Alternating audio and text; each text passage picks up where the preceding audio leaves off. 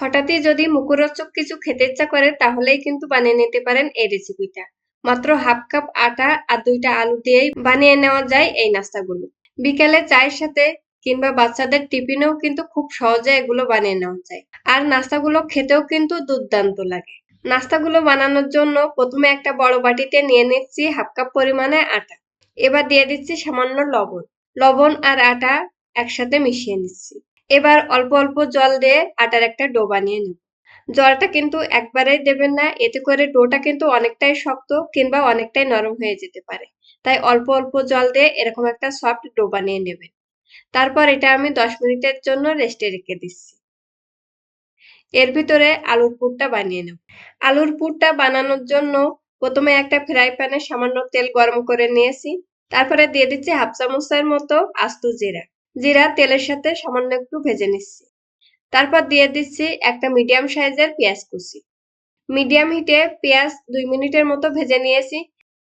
তারপর দিয়ে দিচ্ছি 2 থেকে 3টা কাঁচা লঙ্কা কুচি। নাস্তাগুলো খেতেও যেমন টেস্টি হয় আর বানাতে সময় লাগে খুবই কম। হাফ চামচ করে দিয়ে দিচ্ছি লবণ, হলুদ, শুকনো লঙ্কা গুঁড়ো আর গরম মশলা গুঁড়ো। সামান্য জল দিয়ে মশলাটা ভালো করে কষিয়ে নেব। এতে করে নাস্তাগুলো খেতে কিন্তু বেশি মজা লাগে। আপনারা এইভাবে একবার নাস্তার পুরটা বানিয়ে দেখবেন, আশা করি ভালো লাগবে। 2-3 মিনিটের মতো মশলাটা ভালো করে কষিয়ে নিয়েছি। তারপর জলটা যখন একটু শুকিয়ে আসবে তখন দিয়ে দিচ্ছি একটা মিডিয়াম সাইজের আলু। আলুটা এখানে আমি ছোট ছোট করে কেটে নিয়েছি। আলু মশলার সাথে ভালো করে মিশিয়ে নেব। আলু মশলার সাথে ভালো করে মিশিয়ে নেওয়ার পর এবার 2 মিনিটের জন্য ঢেকে রাখবো। এতে করে আলুটা কিন্তু ভালোভাবে সিদ্ধ হয়ে যায়। এখানে আপনারা চাইলে কিন্তু সিদ্ধ আলু ব্যবহার করতে পারেন, তবে এইভাবে আলুর পুরটা বানালে নাস্তাগুলো খেতে কিন্তু বেশি ভালো লাগে। 2 মিনিট পরে ঢাকনি উঠিয়ে আমি আলুটা আবার নেড়ে চেড়ে দিচ্ছি।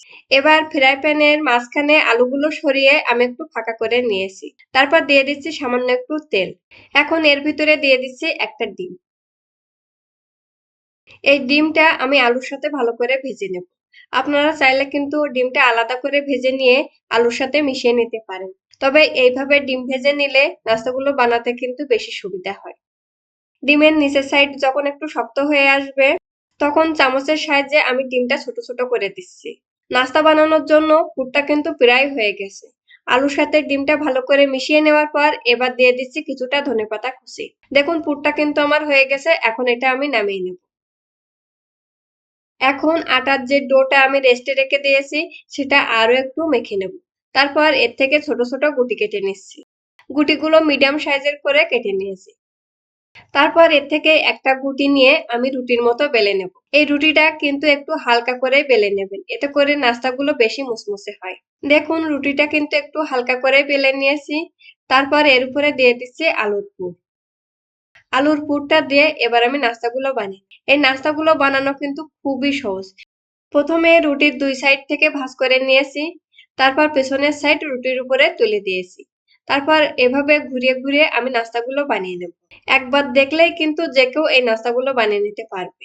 এত অল্প সময়ের ভিতরে যে এই নাস্তাগুলো বানিয়ে নেওয়া যায় সেটা কিন্তু আপনারা বিশ্বাসই করতে পারবেন না। দেখুন সবগুলো নাস্তা আমি একইভাবে বানিয়ে নিয়েছি। এবার নাস্তাগুলো তেলে ভেজে নেব। নাস্তাগুলো তেলে ভাজার জন্য আগে থেকেই একটা ফ্রাই প্যানে পরিমাণ মতো তেল গরম করে নিয়েছি। তারপর কড়ার এক সাইড থেকে একটা একটা করে নাস্তা তেলে দিয়ে দিচ্ছি। প্রতিদিন বাচ্চাদের টিফিন কিংবা বিকেলের নাস্তা নিয়ে কিন্তু আমরা সবাই কম বেশি একটু চিন্তায় থাকি। যদি অল্প সময়ের ভিতরে মুখরোচক কিছু খেতে চান তাহলেই কিন্তু এই রেসিপিটা ট্রাই করে দেখতে পারেন।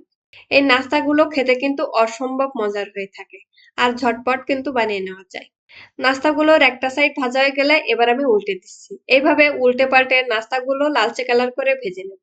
আর আপনারা যারা আমার চ্যানেলে নতুন তারা প্লিজ আমার চ্যানেলটা সাবস্ক্রাইব করবেন আর পাশে থাকা বেল আইকনটা ক্লিক করে দেবেন। এতে করে আমার চ্যানেলের নতুন নতুন সব ভিডিও সবার আগে আপনার কাছে পৌঁছে যাবে। আর যারা আমার চ্যানেলটা সাবস্ক্রাইব করছেন তাদেরকে অসংখ্য ধন্যবাদ। একটু হাতে সময় নিয়ে এই নাস্তাগুলো ভেজে নেবেন, তাহলে নাস্তাগুলো বেশি মুসমুসে হয়। 3-4 মিনিট পরে যখন নাস্তাগুলোর কালারটা একটু চেঞ্জ হয়ে আসবে তখন তেল ঝরিয়ে এগুলো আমি উঠিয়ে নিচ্ছি।